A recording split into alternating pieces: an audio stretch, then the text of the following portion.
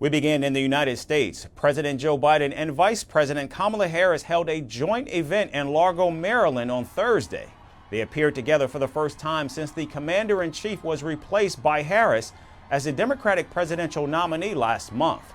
Speaking in the Democratic stronghold, President Biden endorsed Kamala Harris once again and brought the crowd to its feet multiple times.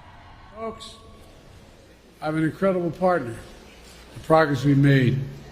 She's going to make one hell of a president. The event celebrated the Biden administration's new deal to reduce the cost of 10 widely used prescription drugs by as much as 79% starting in the year 2026.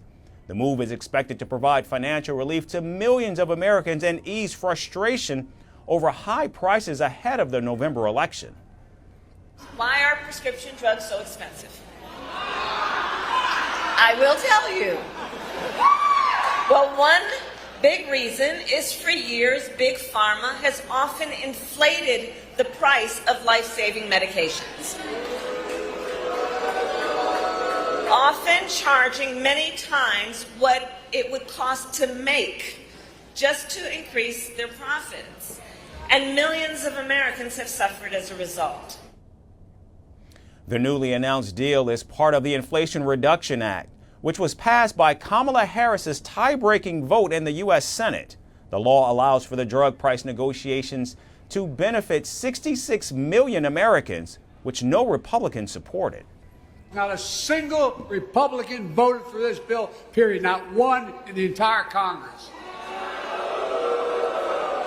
Now, the reason I say it is not to make a political point about them, if they've gotten the lesson, but guess what?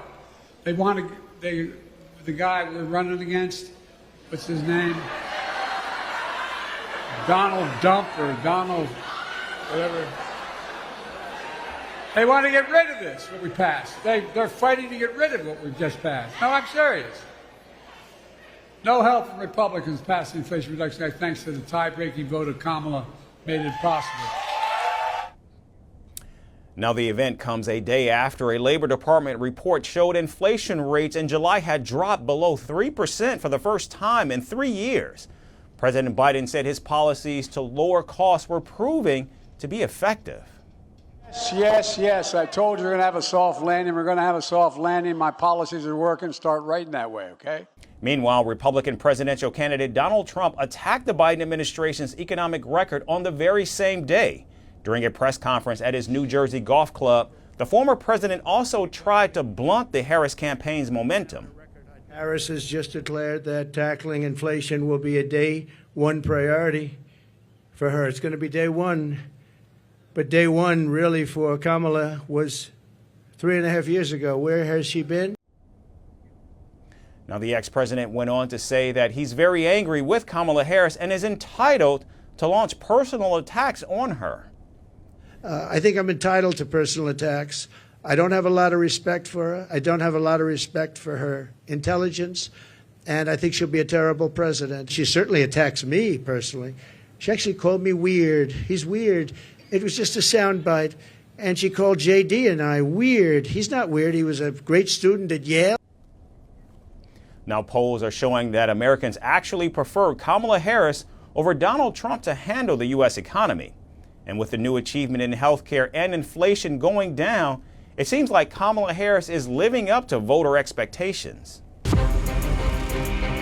From impeachments to inaugurations, if it's a political story, we are on the scene. The race for the White House is heating up.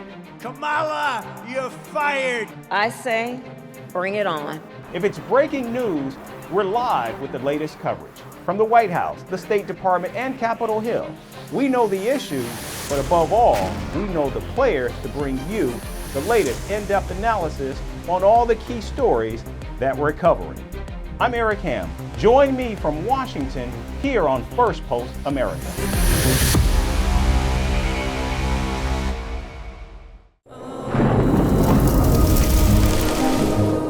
Climate change is on our doorstep. It's time for a revolution to take root. And it starts with 1.4 billion Indians. It starts with one tree for humanity.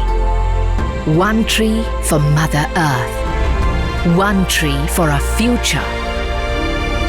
Project One Tree, a News 18 network initiative.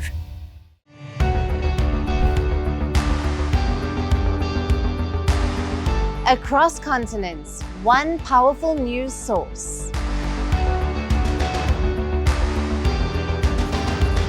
Bringing you diverse perspectives on the issues that matter.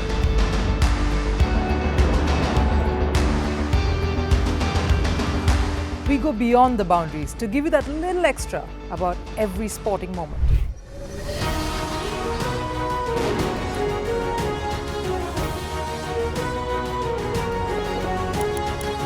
So thank you for making Firstpost 5 million strong. We're counting on your support, and you can trust us to bring you the news unfiltered and unvarnished.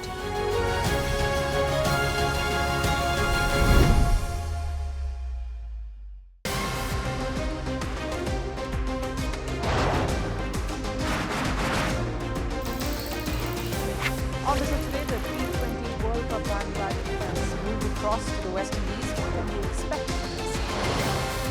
Hello, I'm Alison Green, coming to you from Durban, South Africa. Today we have a special show. Start with a report on India's shifting nuclear posture. The first time since India officially became a nuclear power. Hello and welcome to Firstpost America. I'm Eric Ham, coming to you live from the nation